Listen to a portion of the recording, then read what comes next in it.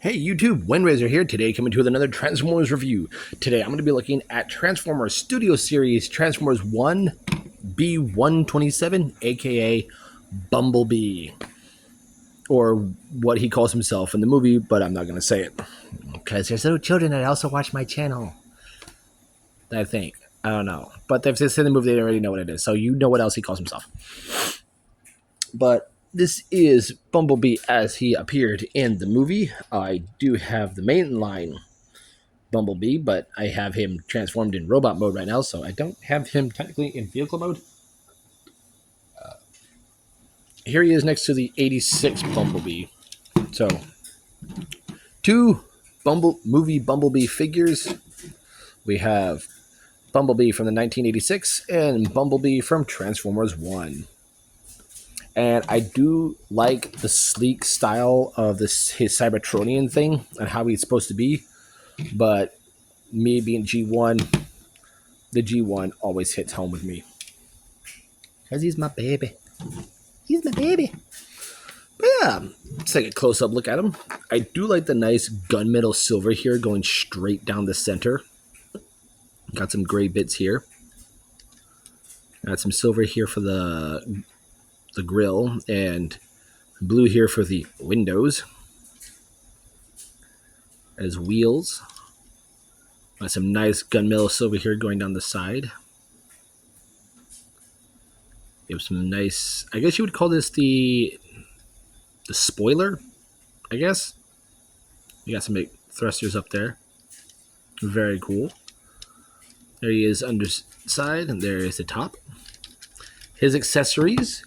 He comes with the rifle used by Sentinel's guards, I would say. Very cool, very generic. He comes with two of these Energon blades. And then he comes with two of his iconic blasters, which these do peg into right here, like so. And they're very nice. And to store these onto B-127, you're going to use these pegs here. And this is according to the instructions. But you peg them there, or you can peg them there. And you take the gun here, and you just peg that there. You can peg it on either side, but this drags on the ground, kind of. Like, they want you to have it like that, but I don't know. For me, that doesn't look right, so I keep it on this side, pegged in like that. So he has that going on. So he has storage, and he rolls very well on a nice surface. As for carpet, I don't know how well that is. If y'all hear noises in the background, that is the dishwasher and dryer going off. So let's go ahead and get into his transformation. And it's fairly involved, but it's simple. So we're going to come here to the sides, and we're going to unpeg them from here and in here. And then we're just going to pull it out and bring it down. So unpeg, flip out, and bring down. Go ahead and rotate what will be the arms at the biceps, and just leave them like that. We're going to come to this part, unpeg it. And as you're unpegging it, you're going to move at this hip, the hip joint, while this whole piece is swinging down. So bring up, bring down, just like that. Because essentially his butt is pegged into there. So once you've done that, you can go ahead and unpeg what will be his legs.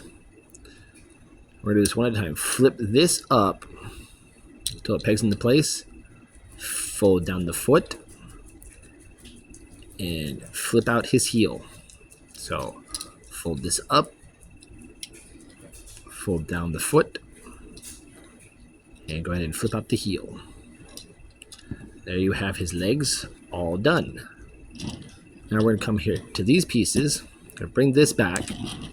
Bring this up. Fold out this piece.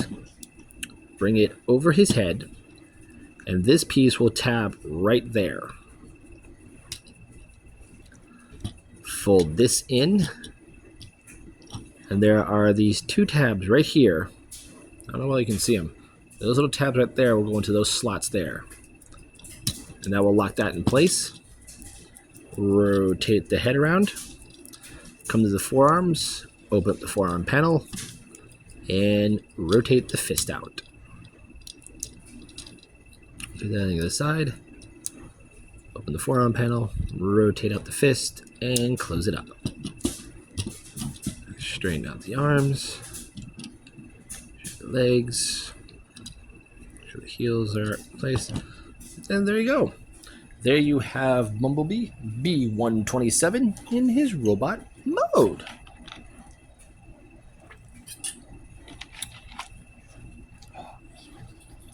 Sorry, drinking root beer, just got off work. And it's a very good looking robot mode. I do quite like it. Here he is next to the mainline Bumblebee. And you can see there's a significant difference. One, the yellow on him is darker. In his robot mode, he doesn't have an Autobot symbol on him. I don't think he has one, period, on him. He has one on his chest. His chest has it to where you can undo that and you have his transformation cog visible. You can't do it on him. The legs and feet are completely different and transformed different. Same with his arms. But I think on the main line, it has a little bit more paint in the arms. And in some places. All in all, they're both good figures in their own right.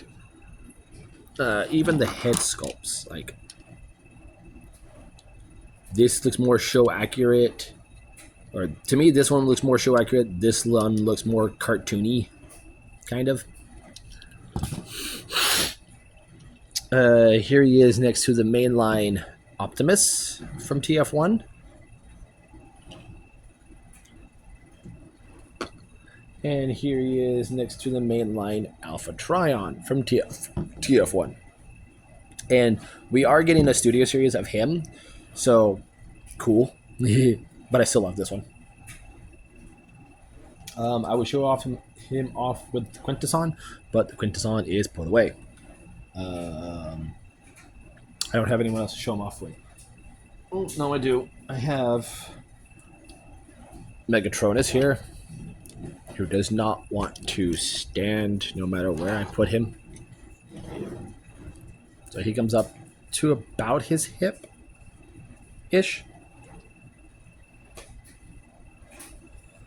Yeah.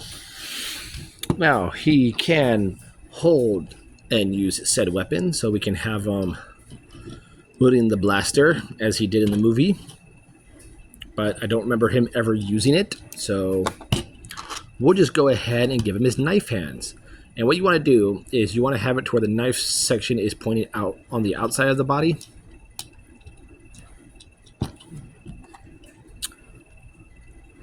I do wish for his price point, I wish he came with his battle mask you can snap on. So you can do this whole thing where he's like, knife hands! I got knife hands! Or, I got a battle mask! It came down when this guy hit... Oh. Like, it's very cool. I do love his little blaster knife hands. Like, you can do it to where it's just his guns. I was hoping there was a place where I could just have the knife and just peg it somewhere. I mean, he can hold it. Yeah. I don't know if you can. And the hands transformed away. No, you cannot. No. I do wish there was that. But we can only have him like this, where he is shooting and stabbing as he shoots. Posability on this guy. There is a ball joint at the head. There is a ball joint at the shoulder, and there is also that transformation hinge they can use. There's a full 360 as well as for in and out. There is a bicep rotation. Elbows can bend at about a little over 90 degrees. There is no fist articulation. They really can't do anything because once they swivel into this position, they're kind of locked in place. He has a waist rotation. Legs can kick forward that far. They can kick back that far awkwardly. They can kick out that far. There is a thigh swivel. There is a bend at the knee, about 90 degrees. His feet can move down and forward as well as side to side. So he has big ankles.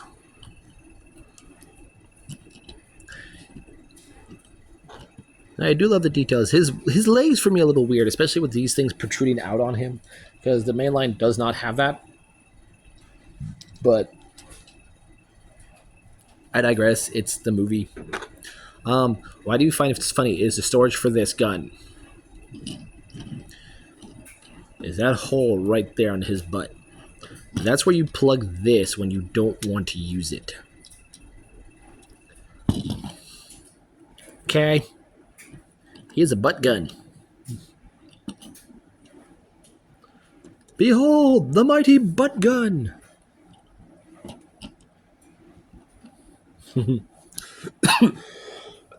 But yeah, you guys have it. There's my review for Transformers 1 from the Studio Series Bumblebee, aka B-127. I'm Windraiser. I'll catch you on the next review.